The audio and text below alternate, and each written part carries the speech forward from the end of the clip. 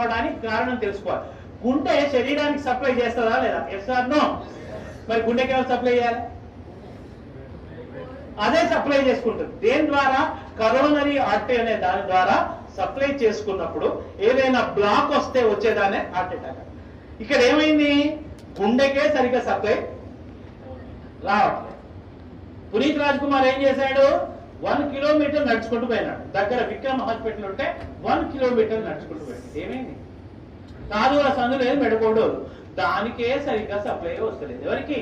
గుండెకు. అదే దానికే వశం అయితే లేదు, ఏది పోతలేదు, దానికే వస్తలేదు. శరీరం మొత్తానికి ఎట్లా సప్లై చేస్తుంది అది?